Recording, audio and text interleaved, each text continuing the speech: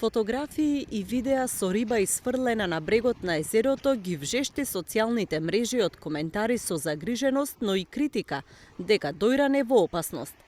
Првата фотографија ја објави поранешната пратеничка и функционерка од ВМРО ДПМН Силвана Бонева, која во објавата напиша дека риба е останата без вода. Градоначалникот Ангов реагираше дека ова се тенденциозни коментари и лажни информации, што му штетат на Дојран во очи новата туристичка сезона. Констатацијата дека Дојран остана без вода и рибите се насува навистина, не знам како да ја опишам. Просто без зборови, бидејќи сите тие што доаѓаат овие денови во Дојран гледаат дека Дојранското езеро има огромна количина на вода и сега мислам дека според мене е на некое одлично ниво, затоа што не ни прави проблеми ниту со патеката на одредени делови кај што поплавуваше и се наоѓа на некој 1 метар над нулта кота. Тоа е тотална невистина дека Дојран е без вода, бидејќи не функционира хидросистемот.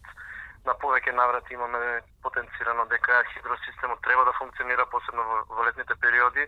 Ние како локална самоуправа имаме испратено барање. Градоначалникот објаснува дека isfрлената риба е белвица што е во период на мрестење.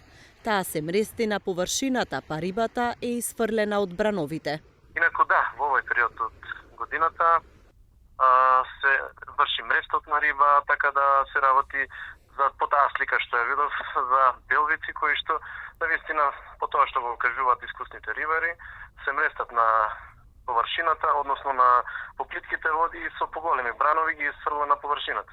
Така да не е некој помор или дека рибите останале на со, туку не знам, со оваа објава дали сака да се наштети, дали сака да се шират шпекулации, посебно кога доаѓа од личности кои што од спортивната партија.